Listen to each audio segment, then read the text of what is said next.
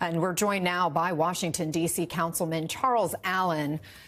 Thank you, Councilman, for being here with us. Such a tragedy for your community. What more can you tell us about the emergency response and where the recovery efforts stand this hour?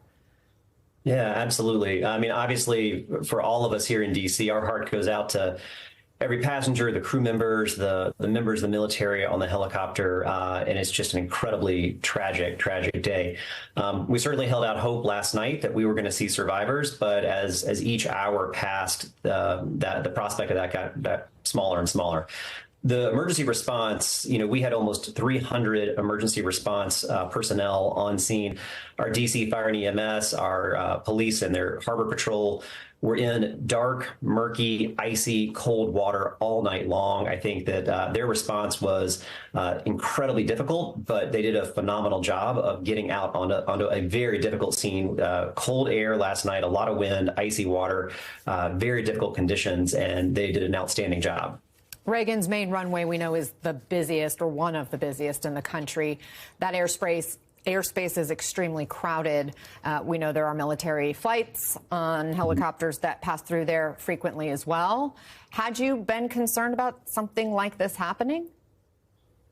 Well, D.C. is a big city. We have over 700,000 people call it home. That's more people than live in Wyoming or in Vermont. We're a big city. We're accustomed to a lot of air traffic and helicopters that run up and down the river, especially along the southwest waterfront and the Washington Channel. So we see these types of military helicopters and other helicopters on a routine and regular basis. It is obviously incumbent that they are communicating effectively with air control at the airport so that those airspaces stay separate. And that, to me, is the big question that we're all going to have. And I know I want to have for my residents and for my city is really the investigation as to why did this happen? It clearly was avoidable. But we need to understand, let the investigation take place to understand what and why it happened so that it never happens again. There were 2 near collisions at this airport just last year. Those were on the ground on the runway, but do concrete steps need to be taken to maybe cut down on the level of congestion? What would you like to see? I'm not willing to go there yet because I think we need to let the investigation happen so we know what took place here. This is clearly not something around on the tarmac and planes on the ground. This was military aircraft that fly routinely up and down the waterfront and in the air travel. From everything I understand, the American Eagle jet was on a very clear landing pattern and was coming into runway 33. So we need to understand what was happening with the helicopter, what exactly took place. But that's why we need to have NTSB and the investigation take place. Let's let that dictate what happens next. What are you telling your constituents who may be worried to fly or to use this airport?